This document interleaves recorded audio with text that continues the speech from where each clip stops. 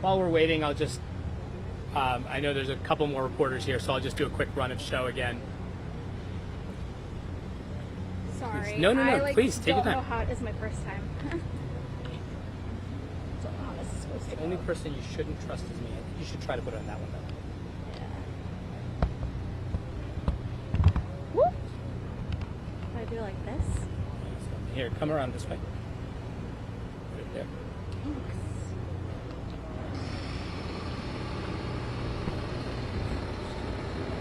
You know what? I'm just gonna hold it. No, you're gonna put her on here. Thanks. It's my first time. No worries. Thank you so much. You're so kind. Thank you. Sorry.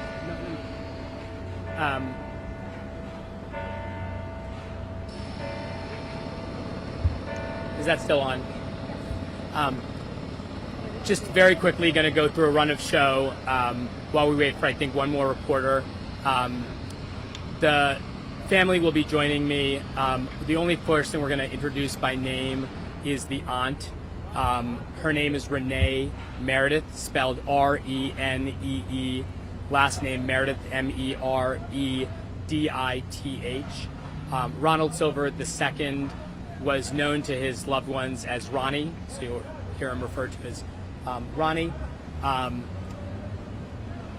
Because of the family's grief and because the family is still exploring what steps are next, I will largely be narrating the call for action, but Miss Meredith will give a statement on behalf of the family. And take your time.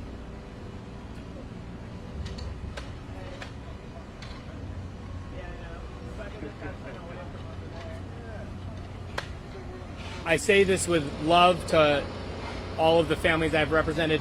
Families are not usually on time, so we are actually here on time, and so I'm just going to give all the reporters a chance to get here.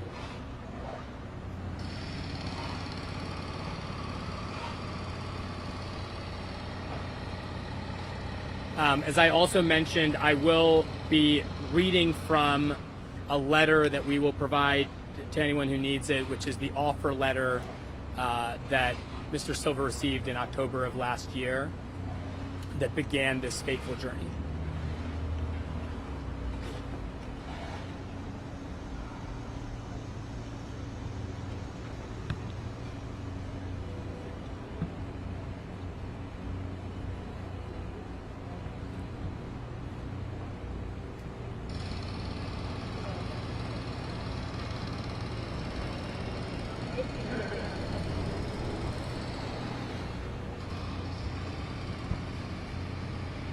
All right, we'll get started in just a couple minutes.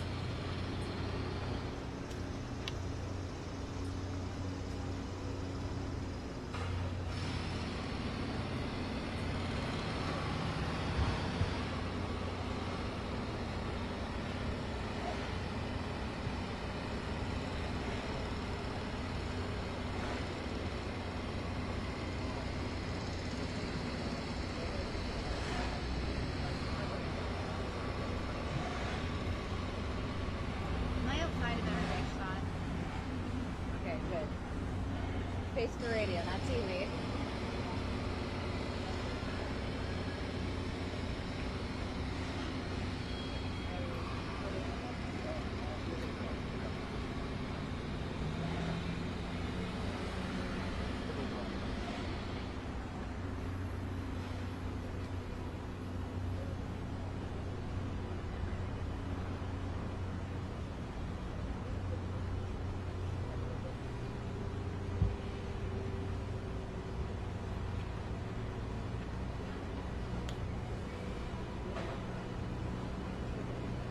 You guys good?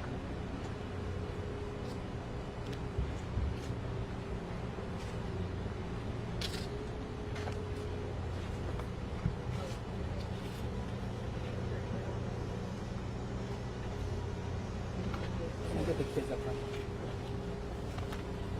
You can stand right in front.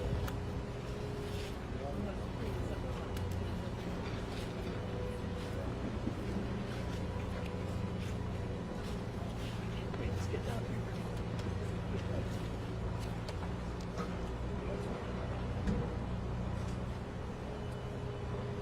Folks ready?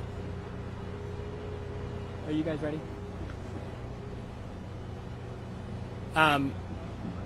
Good morning, everyone. Thank you for coming. My name is Thiru Vignarajah, and I represent the family of Ronald Silver II. As I explained before, I am going to share some thoughts on behalf of the family and call for some very specific actions on behalf of the family because they are still very much in the process of grieving and mourning. This family will speak with the public in due course.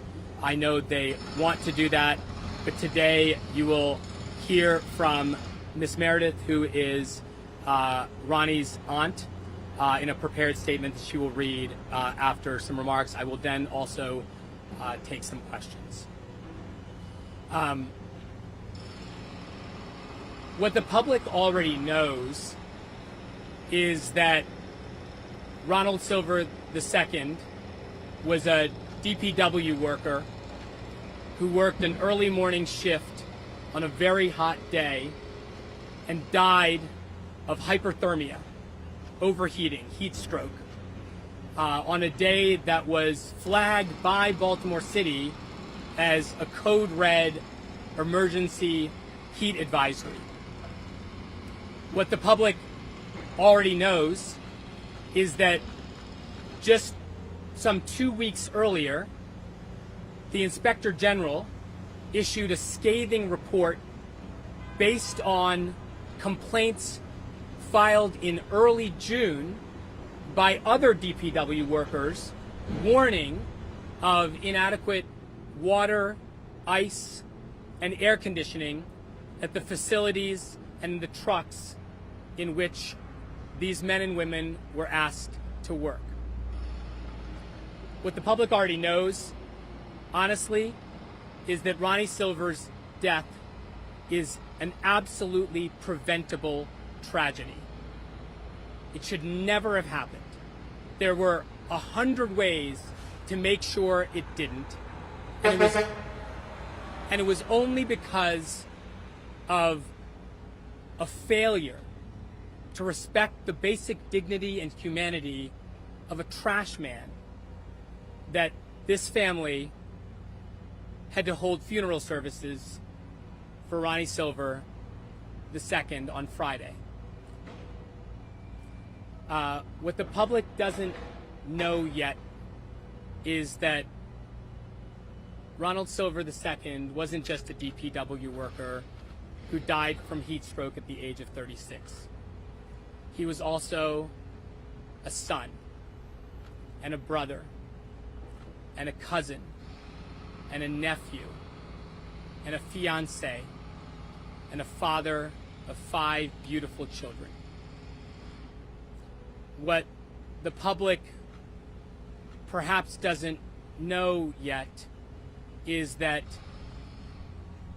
we asked Mr. Silver to do tireless, thankless work in needlessly dangerous circumstances for $37,000 a year, what amounts to about $18 an hour. We put this man, not an old man, but a healthy man in the prime of his life, in dangerous circumstances, demanding that he do thankless work, picking up our trash in 100-degree weather for $18 an hour.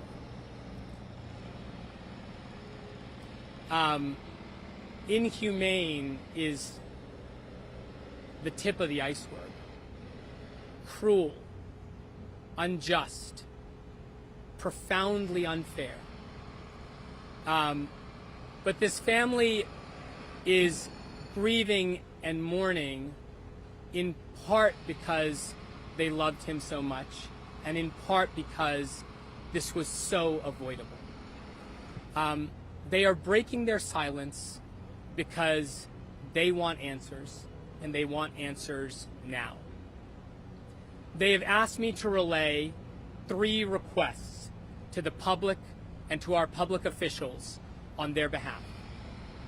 First, they are asking members of the City Council to convene immediate investigative hearings open to the public so that we can get to the bottom of what happened and what we are doing now to keep safe the other men and women who went to work this morning and will go to work this week. They all saw the news reports.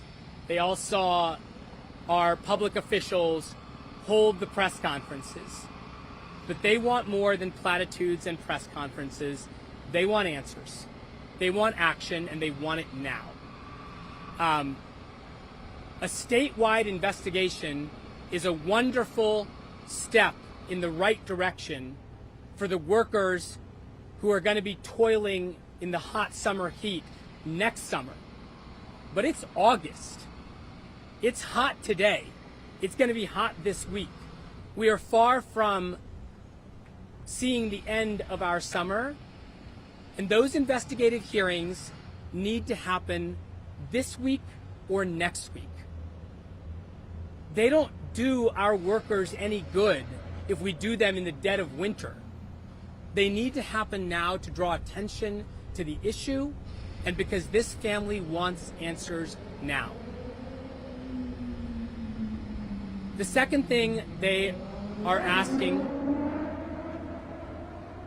is to urge the other DPW workers, some of whom have come out of the woodworks and shared stories with the family already, to come forward and share their horror stories of their own.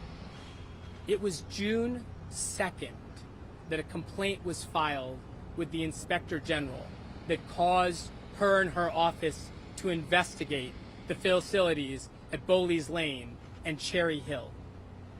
Bowley's Lane is where Ronald Silver began his employment. Cherry Hill was the place he went to work that morning.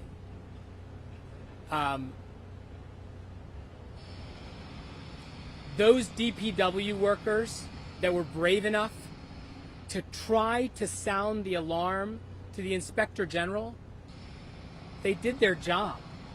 The Inspector General investigated and sounded the alarm herself. And yet, the first emergency training came in the days after Ronnie Silver was pronounced dead. That's a day late and a dollar short.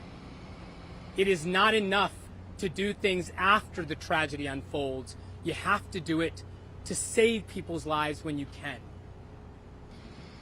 Why was it that it took 2 months and the death of a DPW worker to spur the city into action? It's actually really simple. And this family's grief is amplified and compounded by their anger. Because the truth is, they didn't do anything because these men and women are trashmen. That's what they think of them. They literally think these are the people that get paid minimum wage to pick up our trash. We treat animals better than this in the heat of summer. Ronald Silver deserved better.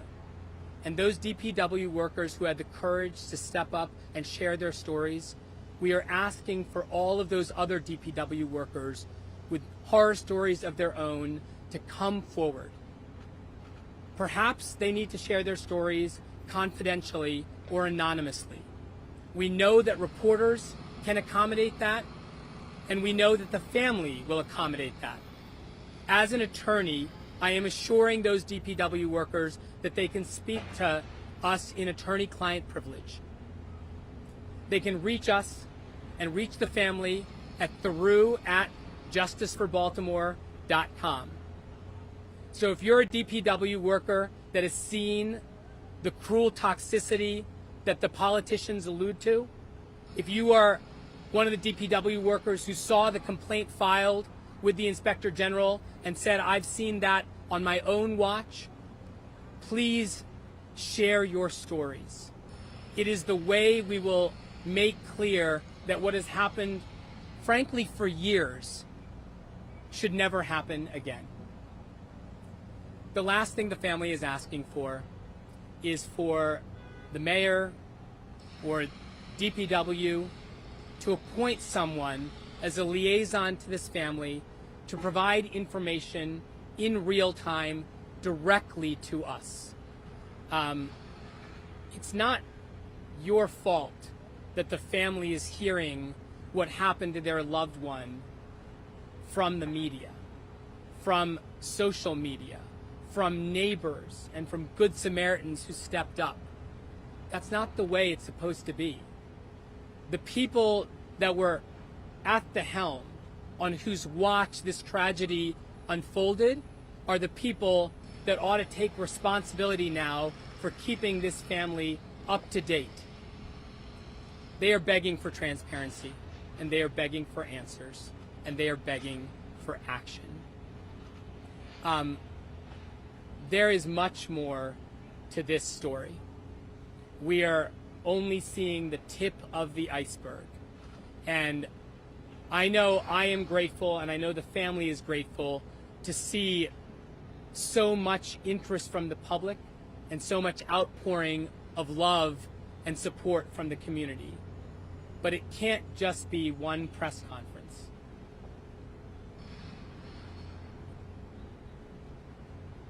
This letter was a letter that Ronald Silver and his family received with a measure of pride. It was a letter dated October 23rd, 2023. Last fall, Mr. Silver received a letter that started with the word, "Congratulations.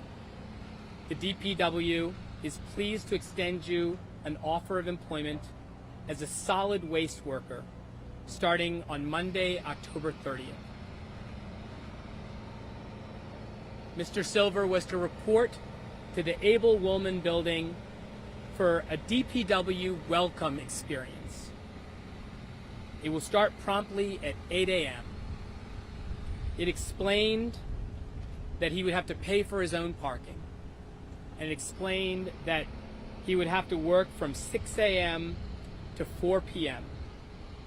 and sometimes be required to work even longer hours.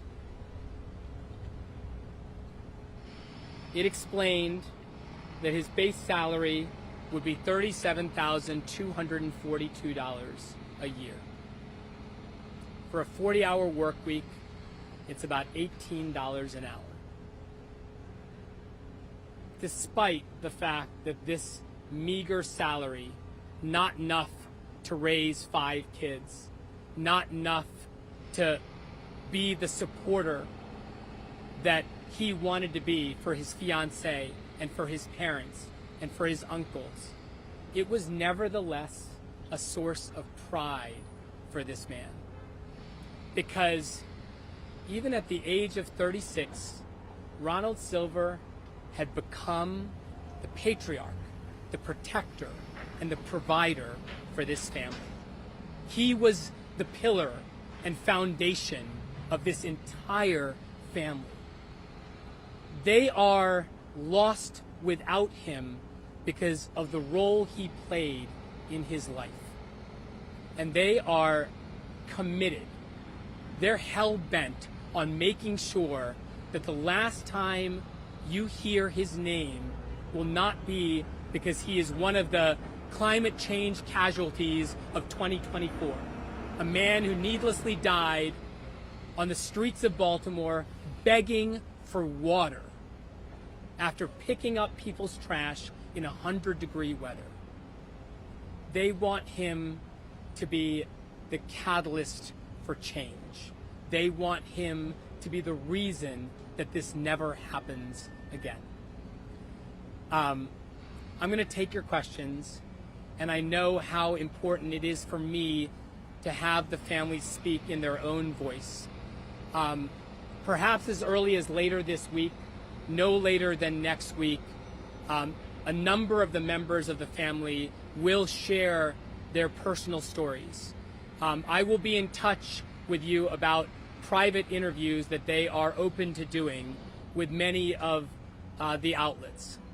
Mindful of their grief, mindful of their time, and mindful of the potential litigation on the horizon, we are going to limit the family's remarks to a statement by his beloved aunt, Renee Meredith.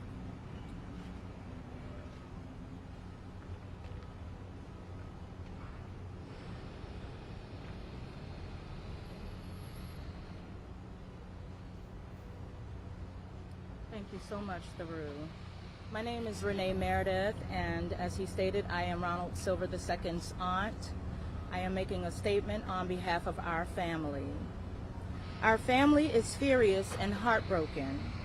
Ronald was the backbone and heartbeat of our family, and he was taken from us long before his time in what was a completely preventable death. We are so grateful for the outpouring of support from the community, especially the men and women he worked with every day.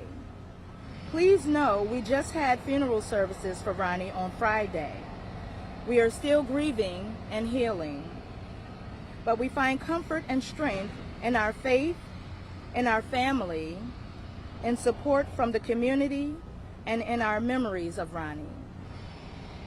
We also find strength and comfort in knowing that we will not let the world forget Ronald Silver II, because he was a wonderful and hardworking man, a devoted father and son, a loving fiancé, and a great brother, cousin, and nephew. Ronnie, we miss you and love you. And by the time we're done, every worker will be safer because of the mark you have left. Thank you. I already provided you with the spelling of Miss Meredith's name. The family has asked that the other members of the family not be named, but I do want you to know who all is here. If you are an uncle or aunt, could you raise your hands? If you are a brother or sister or sibling, could you raise your hand? If you are a mother and father, could you raise your hands? If you are Ronnie's fiancée, and if you are one of Ronnie's kids or nephews, could you raise your hands?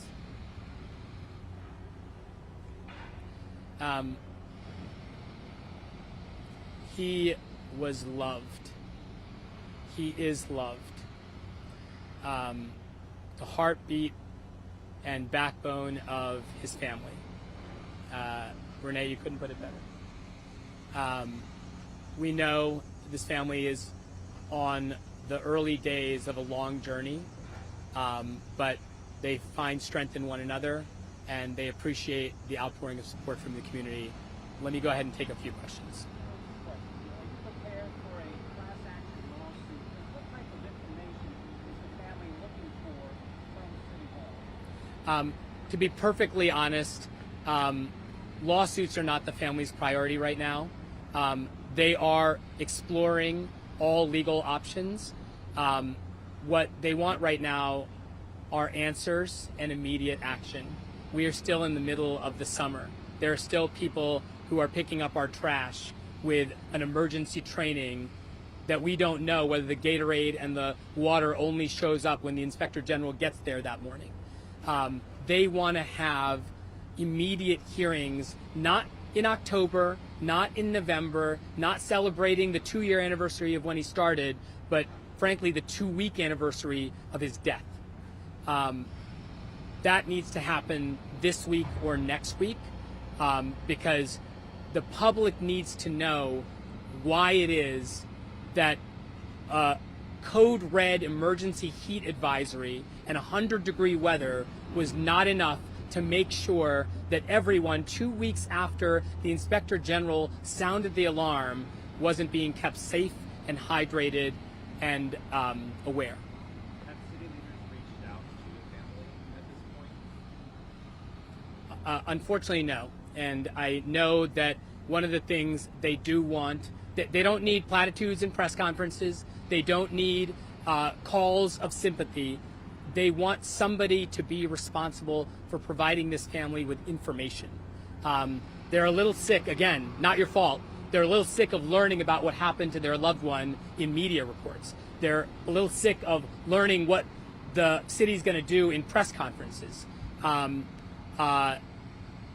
This is the time for the city to take responsibility. No one is going to pretend like this was Ronnie Silver's fault. We know it was the city's fault. We know it was DPW's fault. We know that there were precautions that needed to be taken and weren't taken.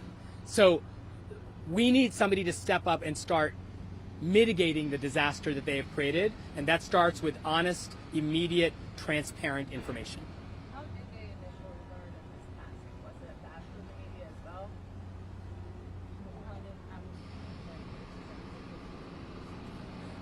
They were contacted as the emergency contact next of kin. Had Ronnie had any instances before where he had experienced any heat-related, circumstances before while on the job? I'm going to answer this question, but I want to just say one thing before this. I think it's really important for the public to be aware that Mr. Silver was in perfect health with no prior symptoms or concerns. But I don't want that to be an excuse for wondering whether these DPW workers are failing to do their own job. The sort of blame game and victim blaming won't happen in this case. This was a 36-year-old able-bodied man who was picking up barrels of trash in 100-degree weather. That is what put him at grave risk. It is why the Inspector General said, not a warning for the people that are at risk or have heart conditions. This was a warning to everyone. It's an important question. I appreciate you asking, but I hope you understand why I'm. What other prevention measures like the mandatory heat training is the family looking for right now? We're not at this point ready to be the prognosticators about what DPW could have done or should have done. The Inspector General report outlines a number of steps that could and should have been taken.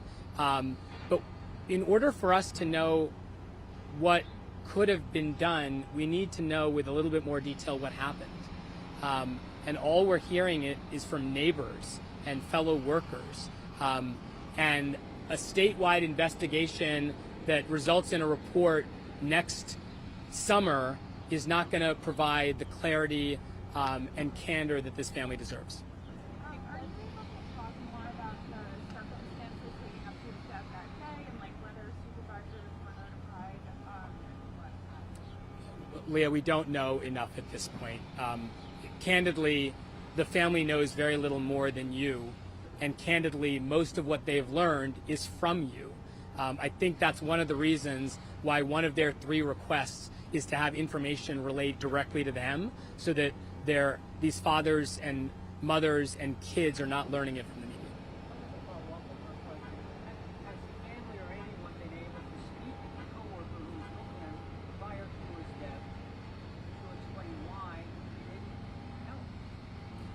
We have not. We're not. This family is not interested in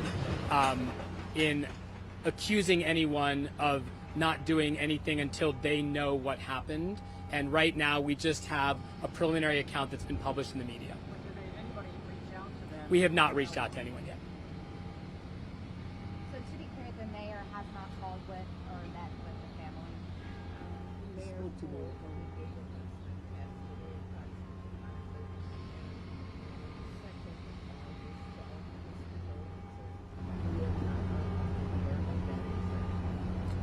What did you think of that message? We're gonna look. The family wants to really keep the focus on the need for an immediate investigation that is open to the public. The easiest, clearest way to do that is for the city council to convene a hearing. We know there are people that are on summer break. We know there are people that are on vacation. But this is not the time for vacations or summer breaks for our public officials. There is absolutely no reason they can't convene a hearing to ask the questions that need to be asked and get the answers that this family deserves, and that other DPW workers deserve. So the central focus of the family right now is urging information to come to them directly from DPW and the city, for DPW workers to share information so that we can get a clearer picture of what was going on, and for the city council to convene immediate hearings so we can get to the bottom of this. Because this is a line of duty that has any financial compensation been offered. We have not explored those options yet. I can't hear really well, so apologies if it's going out. The phone call that Ronald was on with that coworker or supervisor, just before he died, don't get any information what happened. We don't have any information. I actually can't hear everybody's question. If this came up, forgive me. No, it's all right. Has the mayor or anyone from the city called the family to express condolences? They have. They have. And I think we want to be clear. The outpouring of support from the community is so greatly appreciated, but that's the beginning, not the end of what they deserve. That is the beginning, not the end of what our public officials need to do. Press conferences and sympathy calls, that's like common grace. What we need now is leadership and transparency and investigation to get to the bottom of this, not next month, not next year, but now. Thank you, everyone.